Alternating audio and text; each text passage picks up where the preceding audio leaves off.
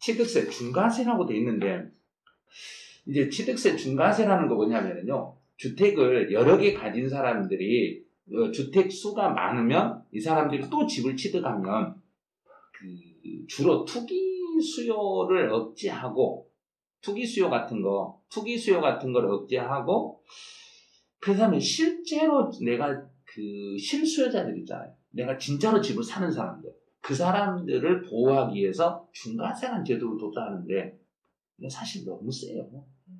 일세이 너무 세요.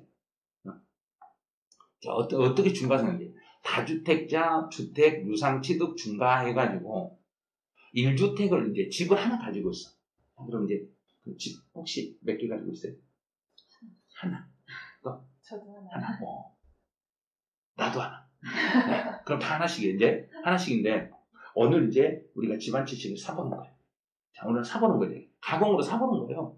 집을 하나 가지고 있는데 혹시 조정 대상 지역에 가지고 있어요? 조정 대상이 아닌 데 있어요? 조정 대상. 네, 저도요. 저도. 다 이제 그럼 우리 세 명이 다 조정 대상 지역에 집이 있어. 그런데 또 조정 대상 지역에 집을 하나 산다고 생각해요. 그런데 이제 얼마짜리 사고 싶어요? 사고 싶어요. 마음대로 그냥 사고 싶은 거. 분담이 한 20억. 20억짜리? 20억짜리? 네. 또? 저랑도 통했어요. 20억. 20억짜리? 그러면 일반적으로 집이 없는 사람이었더라면 9억이 넘었으니까 세율은 3% 적용이죠. 3%. 네. 그런데 이제 조정 대상 지역에 집이 있는 사람이 또 조정 대상 지역에 집을 하나를 또 샀잖아요.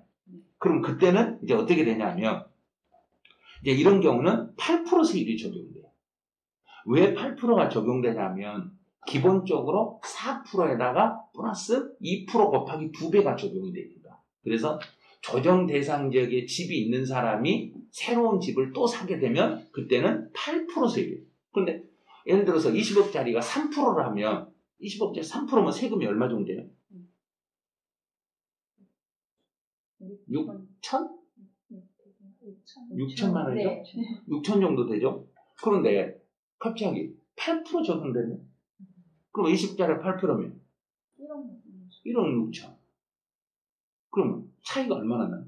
1억 차이 나요. 봐요. 이렇게 많이. 이렇게. 그러면 집이 하나 있는데 집을 하나 또 사고 싶다는 이야기는 내가 그 집을 둘 다 내가 살고 싶어요?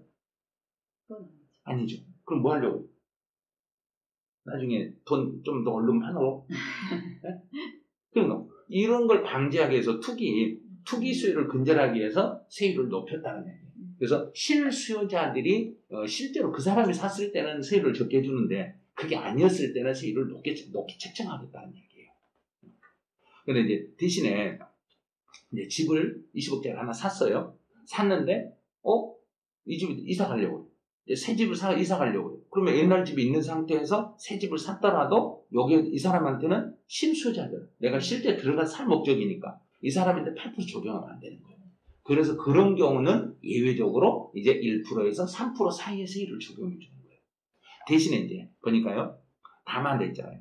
일시적 2주택이 되는 경우에는 종전주택을 일정 기간 내에 처분을 해야 돼요. 그러면 일정 기간 내에 처분을 하는데 그 일정 기간이라는 게 둘 다 조정 대상 지역에 있으니까 우리 이제 몇 년? 1년 안에 처분을 해야 돼요. 1년 안에 처분해야 되는데 조건이 1년 안에 처분만 하면 되는 거고, 지금 새로 산 집으로 내가 이사 들어가야 돼요? 안 들어가야 돼요? 그거는 양도소득세 이야기예요. 이제 이런 걸 모르는 거예요. 일반 국민들이. 그러면 취득세에서도 내가 그 집으로 이사 들어가야 된다고만 생각을 하는 거예요. 이사 안 들어가도 돼요. 종전 집을 1년 안에 팔기만 하면 돼요. 팔기만 하면 되는 거지 내가 새로운 집으로 이사를 들어가야 되는 건 아니에요. 그런데 양도소득세에서는 종전 집을 1년 안에 팔았더라도 내지 새 집으로 1년 안에 이사를 안 들어가면 그 양도소득세에 대해서는 불이익을 줘버린다는 얘기예요. 취득세 불이익은 당하지 않는 거예요. 그래서 아니 이렇게 복잡한가요? 네, 그런 내용들을 볼게요. 이제 종전주택 일정 기간 내에 처분하는 조건으로 1주택 세율을 적용. 처분하는 조건만이라고 했잖아요. 근데 새로 집으로 이사 들어간다는 말은 안 썼잖아요. 이사는 안 들어가도 되고 1년 안에 종전집을 처분만 하면은 그때는 8% 적용이 아니라 기본적으로 1%, 2%, 3% 이 세율을 적용하겠다는 얘기예요. 그럼 이제 두 번째로 가볼게요. 1세대 3주택에 해당하는 주택으로 써졌어요. 그럼 이제 요건 뭐냐면 집을 이제 두 개를 가지고 있었다고 예를 들어볼게요. 집을 두 개를 가지고 있었는데 이 집이 어디에 있었는가는 묻지 말아라는 얘기예요. 먼저 내가 가진 집 두 개가 있는데 이게 조정 대상 지역에 집이 있을 수도 있고 조정 대상 지역이 아닐 수도 있고 그러니까 어디에 있는지를 묻지 말고 여기 두 개 가진 사람이 이번에 조정 대상 지역이 아닌 비조정 대상 지역이네. 비조정 대상 지역에 집을 하나 또 사서 세 번째 집이 되는 거예요. 그래도 이 사람은 8% 적용이 되는 거예요. 근데 예를 들어서 서울에 집을 두 개 가진 사람이 저 지방에 집을 하나 샀다. 그럼 그 사람은 이제 8% 적용이 되는 거예요. 네. 그래서 이런 경우는 8%. 그 다음에 이제 또 이런 경우. 저 지방에 집을 두 개 가진 사람이 이제 조정 대상 지역에 서울에 집을 사버렸다. 그럼 이 사람은 12% 적용돼 버린 거예요. 어마어마한 거예요. 그래서 1세대 3주택 이상에 해당되고 조정 대상 지역에 있으면 12%. 1세대 4주택이면서 그러면 이제 집을 3개 가진 사람이 비조정 대상 지역에 집을 사가지고 네 번째 집이 돼도 이 네 번째 집은 12% 세율이 적용되는 거예요. 너무하죠. 그러면 여기는 예외 규정들이 엄청나게 많이 나올 거라는 얘기예요. 예외 규정들이. 그럼 여기까지 해서 혹시 궁금한 사람 있으세요? 이 부분까지. 이제 어느 정도 이해가 됐어요, 여기까지는? 네. 그럼 이제 오른쪽 한번 볼게요. 다주택자, 법인, 주택, 유상금. 그럼 법인들은 어떤 규정이냐면 법인들이 주택을 취득할 때는 법인들은 어디에 있는가를 묻지 않아요. 또 주택수도 따지지 않아요. 법인들이 주택을 취득했을 때는 무조건 12%예요. 금액이 작아도요. 네. 근데 만약에 법인일지라도 시가 표준액이 얼마가 안 되는 것은 12% 적용 안 되겠는가요? 1억. 네. 근데 그 부분을 또 모르시는 분들도 많더라고요. 개인이든 법인이든 법인도 1억 안 된 집을 유상으로 거래했을 때는 그 법인일지라도 그거는 12% 적용이 안 돼요. 그럼 1억이 안 됐으니까 몇 프로밖에 안 되겠는가? 1%밖에 안 되겠죠. 6억이 안 되니까. 그럼 이제 거기에 이제 이 사례가 어떤 사례인가 보세요. 이런 나중에 중개사 일을 하고 실무를 나중에 하실 생각이면 이런 대책이 나오면 경과 조치가 언제부터 시행되는가 그 날짜를 잘 보셔야 돼요. 날짜를. 그래서 부칙에 보면 이거는 언제부터 시행합니다. 이런 게 나올 거예요. 그럼 시행 날짜를 정확히 보셔야 돼요. 그래서 2020년 7월 10일 이전에 주택에 대한 매매 계약을 체결했으면 계약을 체결하고 계약금을 지급한 사실이 증빙서류에서 확인만 되면은 종전세율을 적용하는 거예요. 그런데 또 7월 10일 날 대책 발표되고 그 다음에 8월 며칠인가가 법이 통과가 됐을 거예요. 그래서 법이 통과되기 전까지만 했으면 돼요. 이게요. 이제 오늘 이제 정부가 대책을 발표했어. 발표하고 그 법은 한 달 뒤에 통과됐어. 그럼 지금 대책 발표한 날로부터 그 법이 통과될 때까지 또 유예기간을 또 주는 거예요.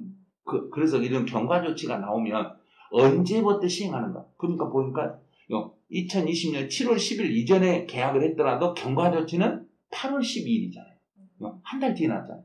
그럼 8월 12일 날 법이 통과됐거든요.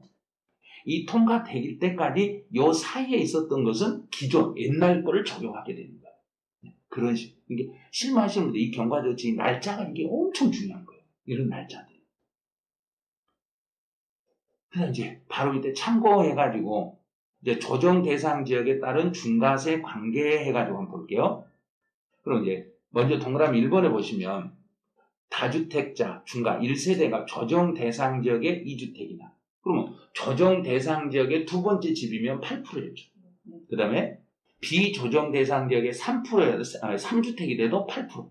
이런 경우는 8% 세율이 적용이 되는 거예요. 그 다음에 일시적 2주택이 돼버렸네요. 그러면 일시적 2주택이라는 것은 내가 집을 하나 가진 사람이 새로운 집을 다시 구입해가지고 두 개 집이 되더라도 둘 다 조정 대상 지역에 있으면 1년 안에 팔면 되는 거고 둘 중에 하나만 조정 대상 지역에 있으면 3년 안에 팔면은 특혜를 받을 수 있어요.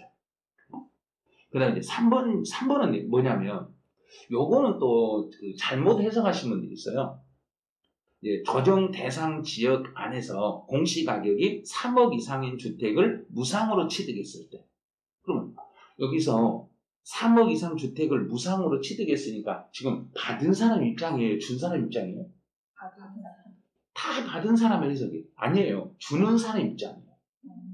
주는 사람이 조정 대상, 예를 들어서 제가 이제 그 각자에게 이제 3억짜리를 준다고 해봐요. 공시 가격이 예를 들어서 제가 집이 2개가 있었다고 봐요.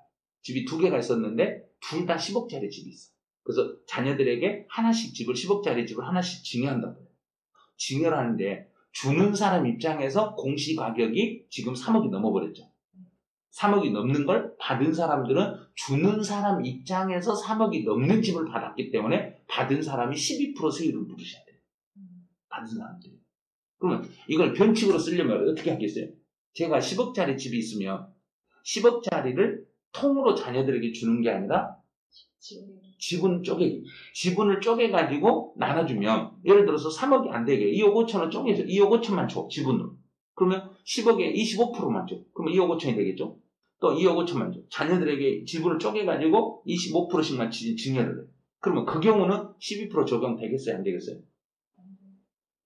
그런데 또 착각하신 게 뭐냐면, 지분으로 주더라도 전체 금액의 3억이 넘었으면 12%가 적용. 이거를 국민들이 어떻게 해석하겠는가요? 이 해석이, 자, 그럼 한번 볼게요. 조정 대상 지역 내의 공시 가격이 3억 이상인 주택을 무상 취득하는 경우에는 12% 세율로 중과세합니다. 그랬어요. 근데 이제 요 내용들이, 내용이 좀 이제 하나씩 읽어보다 보면은, 요 내용이, 주는 사람 입장에서 공시 가격이 3억이 넘어야 되고, 지분으로 쪼개주더라도 전체 총 금액이 3억이 넘었더라면 지분으로 넘겨도 그래도 12%가 적용된다는 걸 알게 되실 거예요. 전체적으로 한번 쭉 보셔야 돼요, 이거는.